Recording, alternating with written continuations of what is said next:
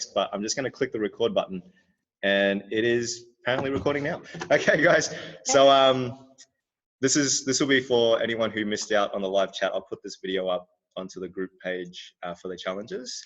So if you're just joining in, guys, I'm just taking everyone's questions and I'm putting them into categories based on some topics that I wanted to cover. So Renee, what have we got? I don't have any specific questions, but it was more just about like motivation and mindset. Yep, I will put you in that category because basically, guys, I've written down that I have 3 main topics that I was going to cover, and this is from conversations with everyone recently over the last, I think it's been nearly 6 weeks now. Motivation is the first thing I'll talk about, okay? Nutrition was the second one, and then supplements was the third one. So basically, 3 main topics there. And you've all fallen into one of those categories at the moment. So I think they're the topics, they're the hot topics. I'll just put you into the motivation side of things, Renee. John, what have you got? What would you like to know? How do I stop eating too much? How much is too much, John? I see you're going to be the comedic relief, John. Well, you fall directly under the nutrition part of it, so I'll put your name down there. We have conversations at work all the time about what's happening because the majority, 99% of people are working from home now, and they all complain that snacking is just killing them. All they do is, because they're next to the kitchen or they're in the house and they've got kids there who want snacks, they all snack. Yeah. People are putting on, a woman rang me and said, I've put on 3 kilos, John, and I don't know how, or I don't know why. Yeah, well, that could be a combination, though, of inactivity, so being a little bit more sedentary, which is not moving as much, and eating poorly, so, you know, bad nutritional choices and overeating, like you're saying. So I will cover that too for you, John. You're directly in the nutrition side of it. And then I didn't have anything relating to rehabilitation, Sam, but I've put that in now as a topic at the end there as well. Okay, so I'll cover that lower back stuff right at the end for you. Okay. So guys, let's talk quickly about motivation first. So basically, in terms of motivation, and I'll talk about my training regime in this too, Brett, because then it sort of links up a little bit and it's not just me talking about myself, but I'm a big believer in routine. So for motivation purposes, I find that I need to have a routine. I can't be sporadic with my training. So I'll talk about my mindset first, and then I'll try and give you guys some strategies. But basically, if I know that I have certain times available to me that I can train, and basically this can change, you know, at any point in time. So unless you have a timetable for work that never changes, or you have a lifestyle where you can adapt and apply certain times to yourself, then that's perfect. Like that, in an ideal world, right? You'll sit down with your calendar and you'll basically block off your training times, and that will be it. You'll lock them in, right? Barring the occasional emergency or social situation that may come up. Sure, if it's your mum's birthday, or, you know, like you've got your partner's birthday and you need to go out or something like that, obviously you can work around that. But you know what? I've actually spoken to clients, and I probably have been a little bit adaptable myself, but I've spoken to people that have moved social arrangements or made social arrangements work for them so that they could get their training in at the time that they need to train. So basically, it depends on how hard you want to go with your routine, how dedicated you are to that routine. Because I know in the past for myself, when I've had to get ready for powerlifting competitions, where I've been training and preparing for a comp, I know that I need to train 5 times a week. So I used to, at my peak of powerlifting, train 5 times a week with weights. And this is more performance-based for powerlifting, so I could get stronger to do my powerlifting comps. I give myself 2 rest days. I wasn't doing very much cardio at that point in time. So, you know, cardio for me was not high on my priorities in terms of being necessarily cardio fit, so I could run and do all that. wasn't interested in going out and doing jogs, wasn't interested in bike riding, wasn't interested in playing basketball. Is that my mindset nowadays? Maybe not. It's a little bit different now because I'd like to be a little bit more athletic now and have a little bit more of a balanced athletic pursuit. So I like to be able to go play basketball if I want to play basketball. I want to be able to go out and run with the kids and play soccer and run around after Sophie and, you know, do all that. And then I still want to be strong in the gym. But, you know, at the moment, for probably the last 2 years, I haven't really been competing in powerlifting. So I haven't really prioritized just purely powerlifting training. I've gone a little bit into weightlifting where I've done, you know, like 4 Olympic weightlifting training sessions a week and worked that into my schedule. But basically for myself, it was really hard because I spend so much time in the gym already. So this is where if you work in a particular environment and then you have to do your downtime and your hobby time in that same environment, I found that very hard. So for me, it was like forcing myself to go, okay, I need to set up a routine so that I know that on Monday I can train at 10 o'clock in the morning or 11 o'clock between clients. And that had to be adaptable too, because I had to adapt that to my changing work schedule. So if my work was going to change where I had to book someone in at a certain time, then I had to change my training session. So there's sacrifices that need to be made there. But what I would highly recommend is just find a routine that you can lock in for you every week. That's the first step. Basically, you know, if morning training works for you, just commit yourself and block that off. One way to look at it, it's almost like, you know, we make all these bookings, guys, with a dentist, with a doctor, you know, you may make all these work bookings as well, but what do you actually book in for yourself? Do you know what I mean? Like, you can look at it like that. Has anyone ever thought of it that way? Have you guys ever thought of it as though, like, when you do your training, when you allocate your training time, that's a booking that you're making to yourself? Because, you know, Yes, at the end and of then the day, I cancel the booking. Yeah, I do the same. Other things And I'm take like, priority. oh, I didn't get a fine for that. So, I mean, you do in the long run, but like, yeah. you kind of, it's easier to cancel on yourself than other people. Okay, yeah. So for you, Renee, I know that when we were doing a lot of group training together, hopefully that helped you in terms of like making that commitment a priority. Connie and Brett do personal training with me. John does personal training as well. Obviously, you can hold yourself accountable to someone else. You know what I mean?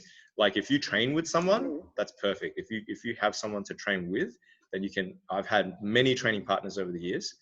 So basically, you can make yourself accountable to a training partner. Then you can also make yourself accountable to a coach, to someone who you turn up to see that will train you. Or you make yourself accountable to a class. You know what I mean? If you make that booking to a class, then you have to turn up. Obviously, with personal training, there's monetary, I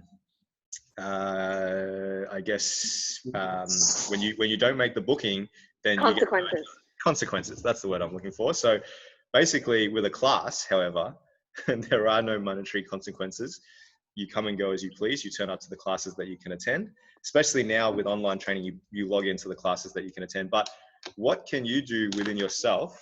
What can you do within yourself that will be a consequence for you not turning up? Can it be that, okay, if you don't make this class that you're expecting yourself to make, well, how are you going to make up for that the next day? Do you know what I mean? Like, maybe you do have to get up half an hour earlier and just get it done. But then, you know, that really falls down to your self-discipline as well. So that's another, you know, key there is self-discipline, in the sense that you have to be disciplined enough to say that I need to train. If you set out to train 4 times a week or 3 times a week, whatever it may be, you have to do that. It just has to be a part of your mindset where, like, if you don't do it, you have to feel guilty within yourself and you have to make that up. And there's no easy way to put it, but that's where I've come from with myself and my own training in the past, especially training for powerlifting comps. One way I looked at it is, hi Danielle, one way I looked at it is, if I didn't make a training session, then I wasn't getting stronger and I would not do well at my powerlifting comp. Do you know what I mean? So another good way to go about your motivation. Good timing, Danielle. We're talking about motivation to train. Yeah. Another good way to look at your motivation, guys, is basically have your goals set first. So a part of motivation is your goals. Okay, what are you trying to accomplish with your training? So you got to take a step back sometimes and go, well, it's not just the fact of like turning up for this training session and then the next one, but ultimately, what is your goal? Do you know what I mean? Like, and there's no shame, and like in a healthy mindset, there is nothing wrong with saying I don't want to put on weight and I don't want to look a certain way, because that in itself is a motivator. I'll put my hand up right now. I've had moments where I've looked at myself and gone, geez, putting on a bit of body weight there, Dave, or a bit of body fat, need to tone it up a little bit. Yeah. So in terms of like aesthetic appearance, that's a motivator. You know what I mean? So if you don't train, you will go in the wrong direction with that. You'll potentially put on body fat. You'll be not exercising enough to look the way that you want to look, right? So, whether that be for yourself, whether that be, like you want to be a role model within your household, yeah, whether it's for your partner, for your kids, you can use that as a motivator. But then also the performance goals as well. So you have to have some performance goals in there too, guys. It's a balance of, sometimes you can do your own head in having goals that are too body image conscious, you know what I mean? Because, it takes a long time sometimes to make your body change in the way you look, right? But performance goals you can see quite quickly sometimes. So, if you can't do 10 push-ups in a row on your toes right now, make that a goal. Make that your goal of, I want to be able to do 10 push-ups in a row on my toes, chest to ground. How are you going to accomplish that? You have to train. If you don't train and you don't, do that, then how will you get to your goal? How will you accomplish what you set out to do? For me, basically, it was always performance goals of getting to a competition. So I always wanted to get stronger and train harder so that I could perform better at a comp and beat what we call our PRs or our PBs. So putting up bigger lifts was a big motivator for me. So that the goal there was I have to train hard and I have to make all my training sessions, or else I won't get stronger and I won't do better at the comp and I won't lift more. Yeah. And I've always been very sporty in the sense. So I've always been able to sit down and go, what am I actually doing physically during my week? And if I didn't have enough exercise in, I wouldn't feel right. You probably couldn't stop me from exercising. Like I would always find a way to do it. So, there has to be a part of you that wants that. There has to be a part of you that goes, okay, in my week, I have to be active. And, there is a little bit of mind training that goes with that. So that, we can talk for another hour on that specifically, but you have to find a trigger for you to deep down want to be a more active person. Like, are you happy being a slob? Are you happy sitting down and not training and missing training sessions? Or are you a fit person that wakes up in the morning and goes, what am I going to do today to get my exercise in? And what am I going to do today to tick off the fact that I need to move more? I need to be more active, if that makes sense. And the performance goals can keep you coming back. And this is the reason why I put up the measurements and the ways that we can track our progress as well. Because when you see your progress, hands up, all right? I can see you when you put your hands up, except for you, John. Let me know if you've ever looked at your results in a way where you went, oh shit, I can't believe I accomplished that. And that motivated you to keep going. Like, yeah, I hope we've all had that feeling of going, okay, well, when you accomplish something, when you do something better, or you look at yourself and you go, oh, wow, I can see my improvements, right? And this is where before and after photos are good as well. Then you literally go, oh, wow, okay, if I want to keep going down this path, I have to keep doing what I've been doing. Like, they say, do as you always done and be who you've always been. Like if you've always been a sedentary person who doesn't really prioritize exercise, that's just the way it's going to go for you. For yourself, Renee, in terms of what I know of your training background and what I know of your experience in the gym and your performance, what I would be doing is sitting down and really staying on top of your performance measures. So whether that be through photos, whether that be through measurements, because you can do that quite quickly each week. if that makes sense. Yeah. And you don't have to What do do you it in mean, a way. like, as in like measure each week? Yeah. Like Yeah. use a measuring tape, do Yeah. your before and after photos. And it's not something that you have to do religiously and, you know, beat yourself up on. It's just a way to keep yourself honest. You know what I mean? Like keep an eye on those numbers and see how you're progressing from one week to the next. And know that if you don't hit your training sessions, then they're not going to change. You're not going to see the positive results that you're looking for. And that in itself will hopefully drive something in you and fuel the fire to keep moving forward. Yeah. It's good that Danielle's joined us because I know Danielle's just started her Instagram training page and I had a look through that, Danielle. Good on you. So the goal there, guys, is keep yourself accountable to, you know, your own journey in tracking what you're doing day to day. And I've known a lot of athletes, a lot of people who have done the Instagram thing as like a training diary. Yeah, so you can use Instagram and social media as a training diary. You don't actually have to do social media. You can actually just do it through tracking apps. I know John and I use, what's the one we use, John? FitNotes. Yes. I know on the I iPhone think I've used that one as well. you have Strong or Strength or Stronger or something like that on the iPhone. I don't have an iPhone, but you can track your workouts, especially weight workouts, weight training sessions, through your iPhone now, and you just do like the apps that keep your workouts as like a log. So Danielle, that's something you can look into as well. Just keep a training log of your workouts. There's nothing wrong with writing it down on paper. Like just write down what you do on paper. So for Brett and Connie, when you guys do personal training sessions, write down what you're accomplishing in your workouts into a notebook and you have that forever. You know what I mean? And you can track your progress with that as well. I know, John, we've done the notebook thing. We've done the apps. So find what works for you. Yeah. So find a way to track your workouts so that you can see what you're doing and stay on top of that. It really comes down to like the harder you go at something, guys, and the longer you can stay with it, the more it becomes ingrained in you. Like it'll just be a part of who you are. And I've been in the gym, weight training and doing this type of, you know, like powerlifting and coaching and stuff now for nearly 15 years. Like I started weight training in mid high school. So I was already in the gym doing that and I really enjoyed it back then and I just kept going with it. So now it's really ingrained. It's a part of me that I train at the gym and I like lifting weights. That's a part of who I am. You know what I mean? So you got to find that within yourself. Like if you want to be a fitter, more active, healthier person, you have to make that a part of who you are, like deep down inside. You can't just do it. We've seen all those people. We know people who are like, oh, I'm starting a health kick. I'm going to the gym starting next week. I'm going to start my nutrition. I'm going to do all that. But what do? They go on the bandwagon, off the bandwagon. They're yo-yo all the way, right? So they might do it for 2 weeks, 3 weeks, and then find it too hard and then stop. So the goal is to maintain what you're doing and make it a part of you so that deep down inside, that's just who you are.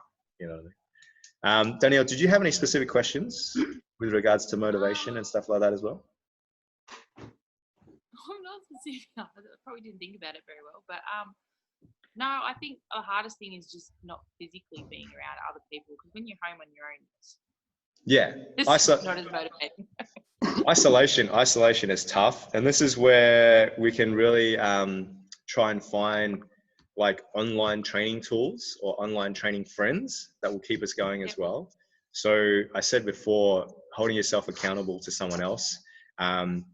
It's hard, like if your partner who directly is in your house isn't sharing the same journey as you, then obviously you can't share that experience with them.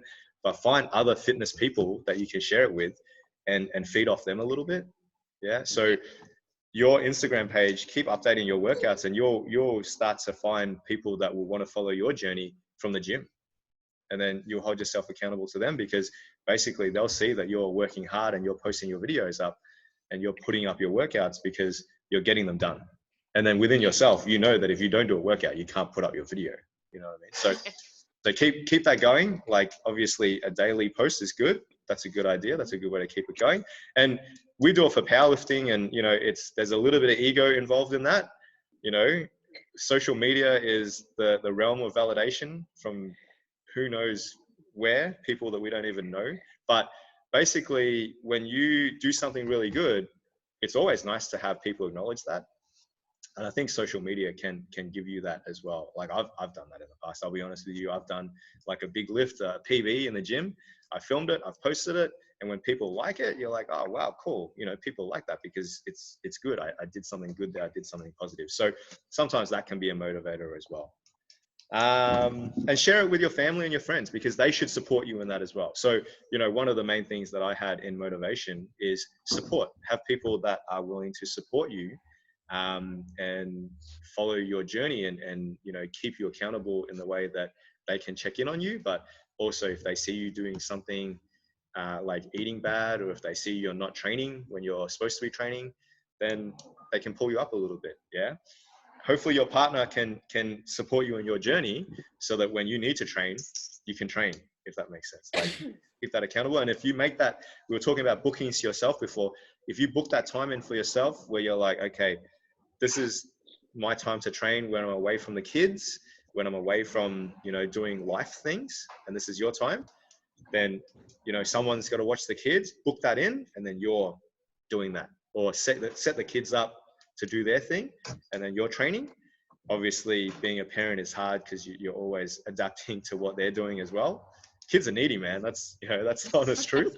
So try make yourself as you know, locked into what you need to do as possible. And that's the hardest part, is setting that up for yourself. And unfortunately, no one can do that for you but yourself. And once you find that, hold on to it. You know what I mean? Like whether it's making the kids a part of your training session, whether it's making sure that they're set up with something to entertain them while you're training, and then being prepared for that. Yeah. But whatever you do, you got to tick it off the list in terms of get the session in when you're supposed to do it. Don't procrastinate. If you procrastinate and leave it to the next day, that's one day too late, really, in my books. So just deep within yourself, find that fire that will make sure that you get it done when you need to get it done. Okay. And make that time booking, make it a routine. That's all important.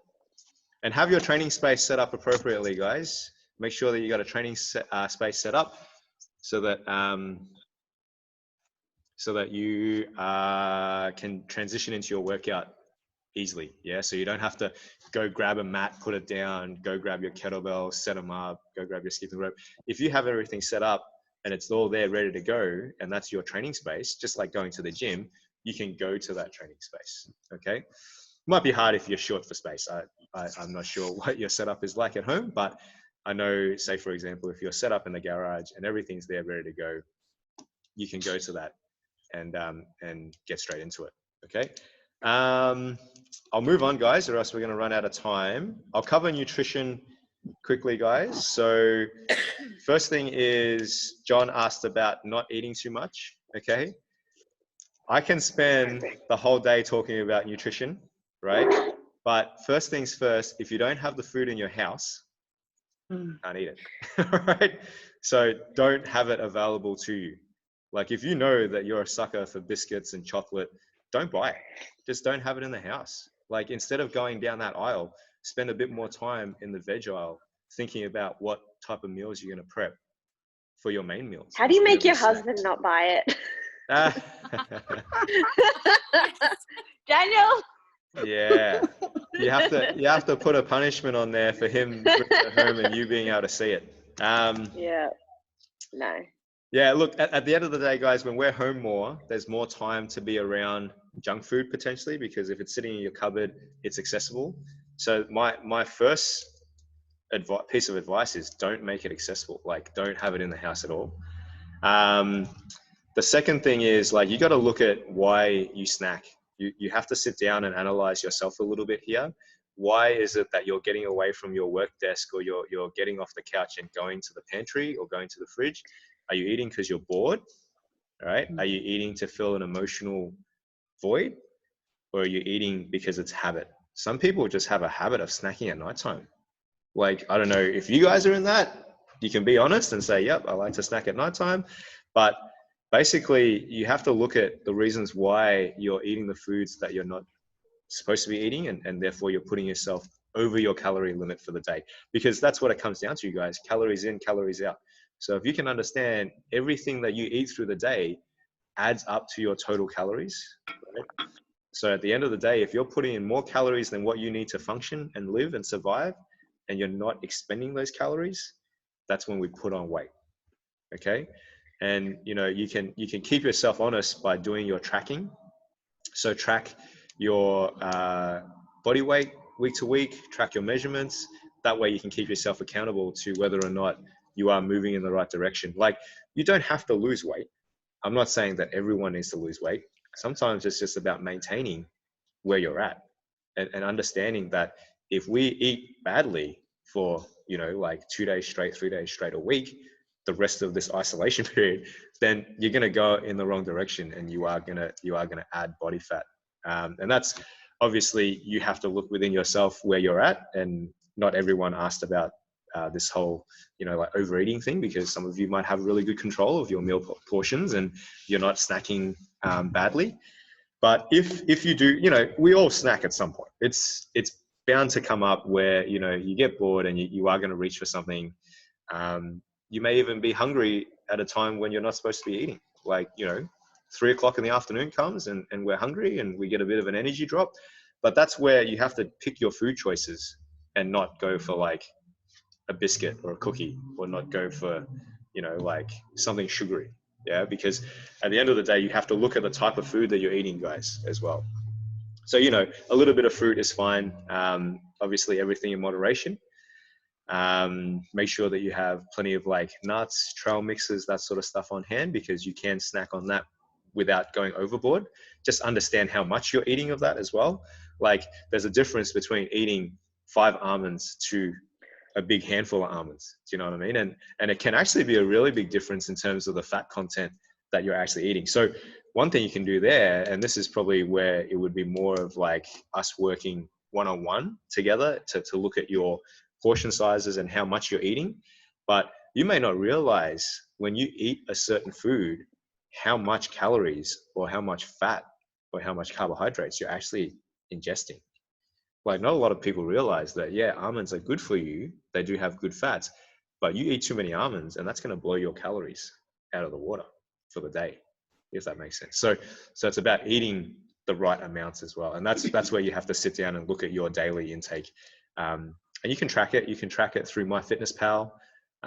You can use that to assess what you're eating through the day and then make sure that you're not overeating. Writing down what you're eating daily is a good way to keep yourself accountable as well. So record keeping for weight training and for training purposes is important, but also for nutrition purposes too. So when you record down what you're eating through the day and you actually have it in front of you, then you can look at it and go, oh, okay, well, I actually had a really good day today. I didn't snack on anything bad at all. Or you can look at it and go, oh, well, there's a chocolate bar there. There's a choc chip cookie there, There's maybe a little bit too much fruit as well. So once you identify that to yourself, then you can cut out what you were eating that you didn't realize you shouldn't be eating. Okay. Yeah, John, what specifically are you doing that I'm going to put you on the spot that you think is bad right now? I'm pretty good during the day. It's when I get home at night, I will snack before I have dinner. Yeah. What are you snacking on? Anything that's in the cupboard. Yep. So what did I say initially? What was the first thing I said about nutrition? Don't have before? it in the cupboard. I know. Yeah. That's very easy to say. But then if I want something, I'll just get in the car and go and buy it. Yeah. But don't, John. I mean, it's easy to say, right? But what if you found a substitute? What's the substitute for Tim Tams? Nothing. Well, what do you make? Carrot sticks. No. What do you make yourself? Sure. What do you make yourself? Why don't you make yourself a nice yogurt with some protein powder? You know, I don't make anything, Dave. If it's not in the cupboard ready for me to the others don't know this, but John doesn't cook. So John, mate. Yogurt and protein powder is literally like boom, boom, mix, done. Yeah, I can't help you if you don't help yourself, John. All right. So I'm telling you right now, there's 2 ways to go about that. Don't have it in your house and don't go out and buy it, and have a substitute, something else that's not a Tim Tam. That's good for you. Okay. And we can have a chat. I won't list all your food options right now. We don't have time for that, but you can basically find something else that is good for you, John. Yeah, you don't have to sit down and snack. Well, in the afternoon when you get home, there's no reason why you can't have a protein shake then, and then just have your dinner, John. True? Okay. I could. Well, what about a piece of fruit, mate? Yes. It's not a Tim Tam, but it's not going to kill you either. My protein powder has, sorry to interrupt, but my protein powder has been like in transit and it's delayed, and I'm like, I've run out. Yeah. I don't know what to do. Oh, no. I'm just like, well, it's toast for breakfast until my friggin' protein order arrives. Yeah, it's hard for you, Renee, because you're vegan. So obviously your food choices too for protein are limited. But what if you made yourself like a nice breakfast bowl with some other things in it without the protein powder? Maybe look into some breakfast bowl options with just like granola and some fruit. So you're definitely getting your fiber in. You're getting a good low GI carbs to start your day. You don't have to necessarily have protein first thing in the morning. Catch it up later in the day. Just have a little bit more with your lunch meal and your dinner meal. It's hard when we don't have the supplements that we normally take. So talking about supplements, guys, that's the next question there. With regards to supplements, protein powders are an efficient way to get protein into your body. So I would always recommend, guys, that you eat whole foods. So don't always just go for a protein shake as a substitute. I don't recommend diets like Atkins and stuff like that, or anything where you're substituting whole foods and meals with shakes, because you may be missing out on a lot of fiber there. Okay, so fiber is important in your diet. Proteins in themselves, when you have a protein shake, it's basically most of the animal-based proteins come from a whey derivative, which you guys can see on the packaging. It's whey protein powder, right? It's a dairy derivative, So basically, when you have your protein, they take the protein out of that dairy product that they're using, right? And they can split it up into a couple of different types of. So there's WPI protein, which is whey protein isolate, and WPC, which is whey protein concentrate. So studies say that WPI protein, whey protein isolate, is faster absorbing into the body, but faster releasing as well. So a WPI protein is great for just replenishing your body's protein stores and adding protein to your muscles quickly, because it's absorbed quicker into the bloodstream, or digested and absorbed quicker into the bloodstream, and therefore the muscles have it faster. So it's more readily available quicker. Whereas WPC takes a lot longer to digest, therefore it's slower release into your bloodstream. And there's a type of WPC protein called casein, and they often add this to those protein powders that are recommended for like mass gain or bulking protein powders, and nighttime protein as well. So with that, it's a slower release. WPC is a slower release protein that gets absorbed into your bloodstream and into your muscles at a slower rate. So it's better for like through the whole day sort of sustained release. Now, a lot of protein powders you can buy, and they'll have a combination of the both. You're best to speak with the people that are selling the protein powder. If you buy online, just do a little bit of research into the brands that you're looking at. But we're good friends with Spartan Subs down in Geelong there on Ryrie Street. If you go into a supplement store like Spartan Subs, just talk to the guys there, because they can tell you, okay, this brand of protein that you're about to buy has a combination of WPI and WPC, or it's a WPI only, right? For Brett and Connie, because you guys specifically asked about supplements, the WPI protein is a great post-workout protein. It's a great one to have post your weight training workouts, and even your cardio sessions, and even like mountain biking after you finish your mountain biking, because what it's going to do, it's going to replenish the protein that you've broken down, and it's going to help your recovery for your next bout of training or your next session of exercises. It's not going to make you less sore. Post-ride supplement. Hey? So beer isn't a good post-ride supplement.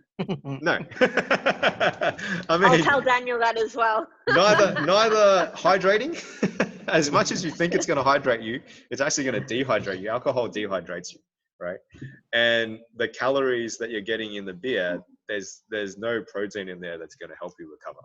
It's just, I can't recommend alcohol.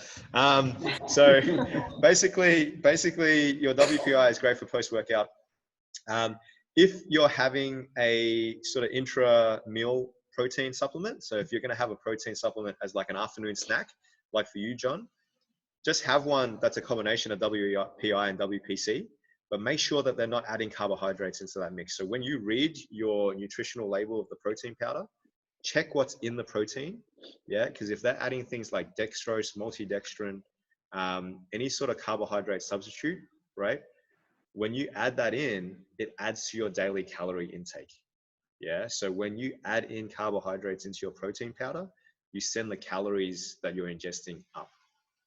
So when you have protein on its own without added carbohydrates and sugar and all that, a lot of the protein powders don't use any sort of, like sugar, but you can argue that maltodextrin and dextrose are sugar derivatives, right? So make sure that you look at the nutritional labeling and don't add, unless you're trying to bulk up, right? And this is where I've heard stories of people starting weight training or starting exercise regimes, buying protein powder within like their first 2 days of training and being like, yeah, I'm going to train hard and get on protein now. They start ingesting all this protein with carbs mixed into it. And next thing you know, they're putting on weight. And they're like, well, why isn't my workout routine, doing anything? And I'm putting on weight. Because you're ingesting more calories in your day by having this protein that is sending your calories through the roof. So, you don't necessarily need to have protein every day either, like a protein shake every day. Yeah. If you can eat enough food to get your natural sources of protein in through whether it's an animal-based product or a plant-based product, you don't need to have a protein shake. Yeah. Protein shakes are just a quick way to get protein into your body. Yeah. And post-workout, they say there's a window there of 30 minutes where if you finish weight training, your muscles are much more receptive to protein. So you want to get it into your body. I haven't seen enough research to make that claim. Like, I can't say that that's true. Yeah. And, basically protein supplement companies will promote that to try and sell you their product. So even if you miss the 30-minute window post-workout, it's fine. Have your protein shake later. It's all good. Get it into your body somehow. Yeah. What about burners and pre-workouts and stuff like that? Yeah. So look, pre-workouts, you got to be careful with them because there's a lot of caffeine in there. They are a stimulant, right? And based on what you use, yeah. So when you use a pre-workout, some are more potent than others. I've heard of some pre-workouts like C4, and now it's like Total War and stuff like that. All those pre-workouts will send you up. Like, they will pick your energy levels up, but it's like having like 3 strong shots of coffee in one go. Do you know what I mean? And like just literally just sculling it. If you're caffeine resistant, like you're not really fussed with caffeine, you may not feel as big a kick as someone who's a bit more caffeine sensitive. Like, I don't drink coffee through the day. And when I have a pre-workout, I don't have the same effects as what coffee does for me. For some reason, coffee makes my heart rate go through the roof. Like, coffee actually sends my heart rate up. But when I have pre-workouts, my mind starts running at like double speed. I feel like I'm literally just like twitching constantly and not able to stay still. So they do work. It's just, you got to be careful with how that affects your adrenal system. Like, when you stimulate your body like that and you put that type of substance into your body, you are really like making it work harder than what it should be in terms of neural function. And also your adrenal glands are working overtime. Yeah. So what that can cause over time is adrenal fatigue, which a lot of people don't even know is happening. So you might feel like you get a really good kick from the pre-workout, but what happens when the pre-workout wears off? You might actually feel more tired than normal. Definitely, I wouldn't recommend pre-workout too late at nighttime. Apart from that, look, pre-workout's not bad for you. It's just, you got to be careful with how often you're using it. I wouldn't take it every day. Use it as a supplement for when you really need it, for when you really need that kick to get you going. For you guys like Brett and Connie that train in the morning, nothing wrong with having it a couple of times a week, early morning, if you need to train that early. But yeah, just be aware that prolonged use of stuff like pre-workouts can have negative effects on your adrenal system. Yeah, because it's like having too much coffee every day. Yeah, does that make sense? Yep. The only other supplements I could recommend, like fat burners, I don't know enough about fat burners specifically and which ones are good for you and which ones are not. But all I know is they have a caffeine component as well, because caffeine and stuff like ginseng can really boost your metabolic rate. So what fat burners do is they increase your metabolism, right? And there are substances like L-carnitine inside fat burners that promote your body using fat over carbohydrates as its fuel source. So that's where you'll get the body fat drop, is that when you ingest these supplements, what happens is the body is, I guess, stimulated to use body fat as its energy source, if that makes sense. So they do work in the sense that if you take them and you're training hard, then you will find that you will burn body fat. But again, I'd just be really careful with how much you're ingesting and how often you do it for. Like, if you were going to do it, I would probably do it for no longer than 6 weeks at a time and stop and give your body a break from it. Like 4 to 6 weeks is plenty for that sort of stuff. And then from there, you can look at doing it again later. Yeah. So I wouldn't be doing it all year round. Like I don't promote taking pre-workouts every day for the rest of your life. You'll find that they wear off anyway. It's like having coffee. When you first start having coffee, you feel the kick, and then over time, your body gets used to it, and then suddenly you need more and more and more. It's the same for pre-workouts, guys. There are other supplements or other components of pre-workout that do have performance effects, and you can look up these more. So if you want to write them down, creatine is another option for performance. You guys can look into creatine for endurance performance if you're doing long distance running. So if you're going out for longer runs, or mountain biking, or stuff where you're doing a bit more endurance based. There's also beta-alanine, which is the one that if you've ever taken a pre-workout, hands up if you've taken a pre-workout and you get these tingles. Yeah, you feel like your skin's like tingling and your face starts to itch. That's beta-alanine working, yeah? But it wears off after a period of time. So beta-alanine, when it hits your system, actually stimulates your central nervous system, and it stimulates the nerves that give you that sensation like you're itching or you're twitching. You get a bit hot as well. So, you know, that has a endurance property, beta-alanine. So people use it for weight training as well, because it helps you recover in between sets when you're doing your weights, so you can go harder. But unless you're seriously training with weights to compete in bodybuilding or powerlifting or weightlifting or something like that, I wouldn't even worry about those type of supplements yet, guys. Like, you know, just have your pre-workout if you need it. Make sure you got a protein powder that suits you. On the protein powder side of things, when I say the whey protein powders, I know that some people that are lactose intolerant, like myself, they will upset your stomach a little bit. So if you ever feel like you do get an upset stomach, like bloating and stuff like that, from a whey protein powder, maybe look at a vegan option, and don't use whey protein. So switch it up. Have you got a good vegan protein that you're using, Renee, that you want to plug? Yeah, I use the Macro Mike one, which is like, it's a peanut-based protein. Yeah. But I've been waiting 2 weeks for it. I think they were actually spruiking it at the gym, the Spartan guys. I tasted it. It was really nice. Yeah. So that Macro Mike that they brought into that sample session, what do they have? Peanut butter jelly? I think it might have been something. Oh, they're all peanut kind of. The only bad thing about them is that even though there's like 10 flavors, there's really only like 3, because they all just have this peanutty taste, which I love. Yeah. But if you're not into it, you wouldn't like it. Yeah. John, you like peanut butter? Do you know if they're open? Spartan? Yeah, you can buy online. I'm not sure how long they're open. Yeah, online is the hard thing. Oh, the shop is open too. Yeah, I walked past the other day and it was open. Oh, so. cool. Cool. I don't know what the hours are, but it was open. Are you asleep, John? No, yes, I love peanut butter. I don't have it very often because I figure it's not very good for me. So, John, peanut butter in the right amounts when you're not overeating it is fine, because it's good fats for you, right? There's actually an almond spread as well. I don't know if you guys tried that, almond cashew spread. So instead of just using peanuts, they use almonds and cashews in the mixture. That's another good option for getting good fats into your day as well. We've done it before as a snack, where you just put peanut butter and a bit of celery, and you just have it like that. So basically that can be a snack option for you, John. Just a couple of sticks of celery and some peanut butter on it, right? Or try that almond cashew spread that I was talking about. Or you can try some of this vegan protein powder that Renee just spoke about. Macro Mike. I've tried it and it tastes good. It's nice. So just have, 1 or 2 scoops in a protein shake as an afternoon snack. You're going to train in the afternoons anyway, so you'll be fine. Right? Make sense, John? You mix it. Do you mix it with water or milk or? Well, which one's wine? going to give you more calories, John? I have no idea.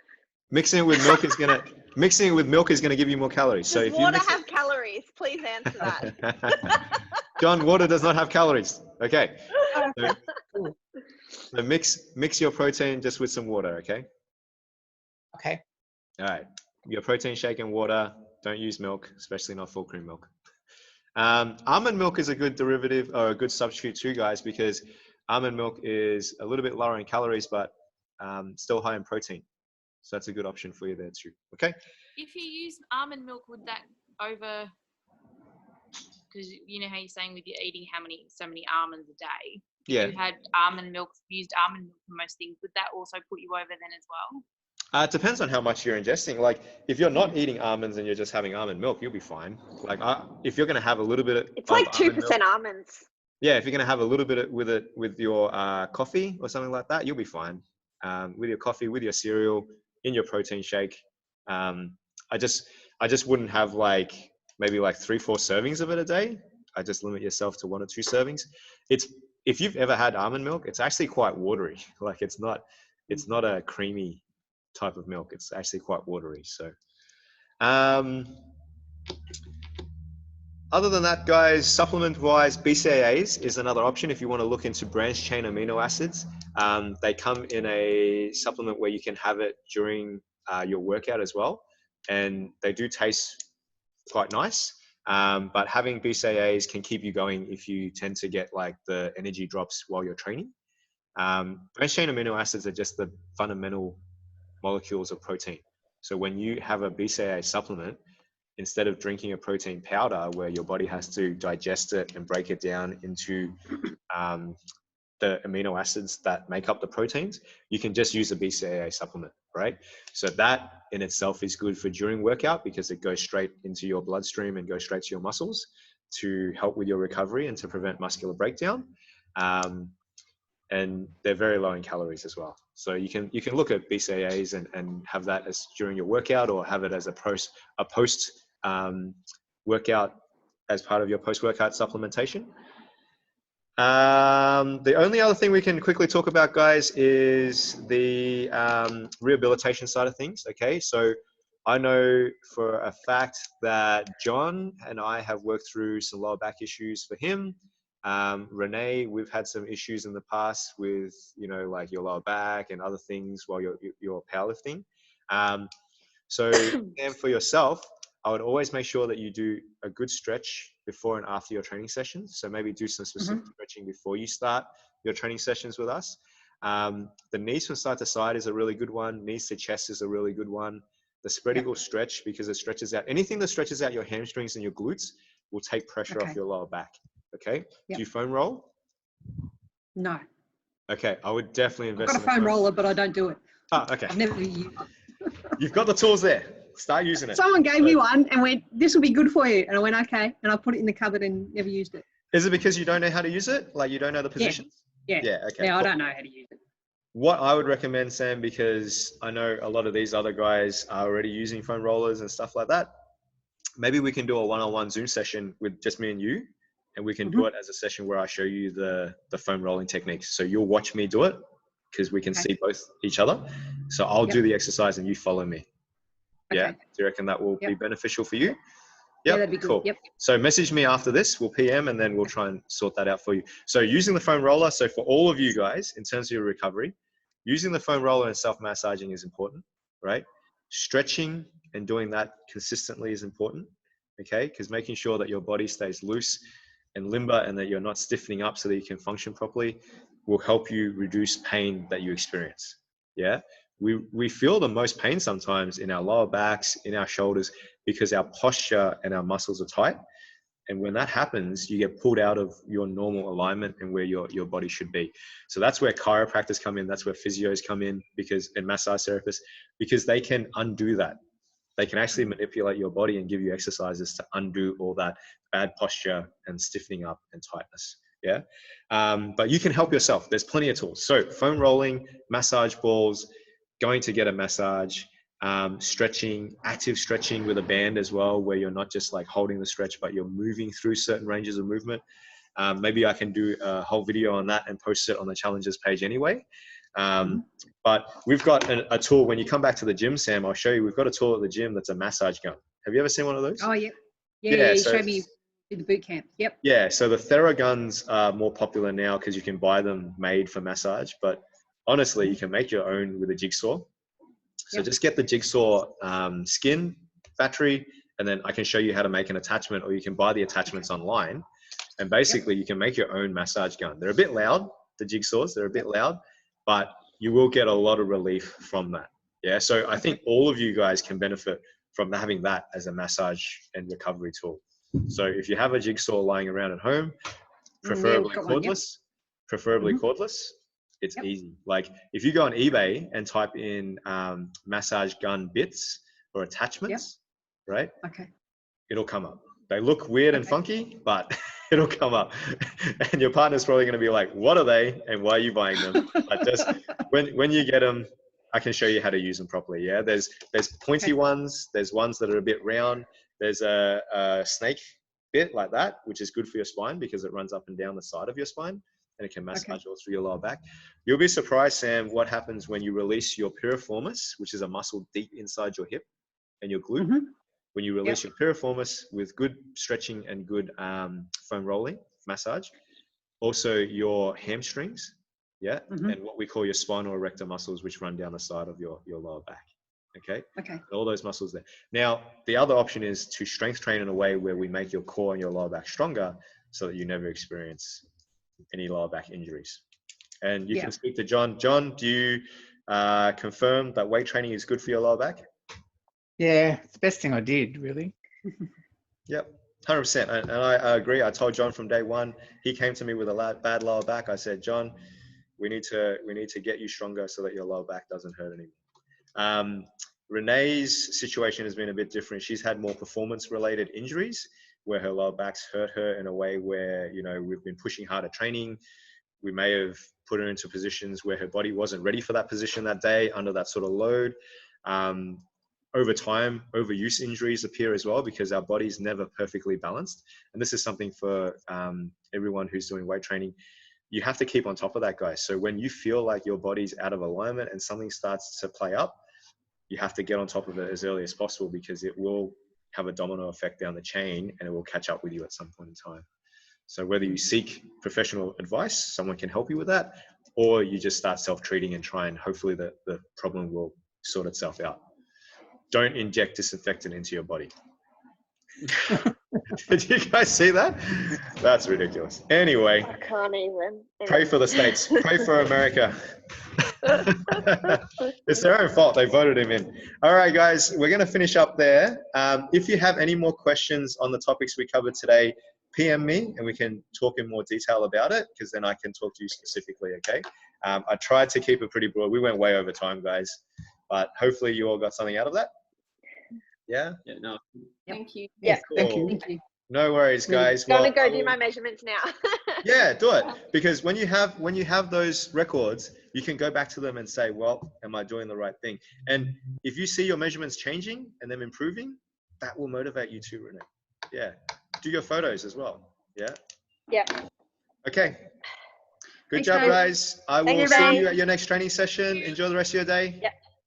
Bye. Bye. Bye. See ya.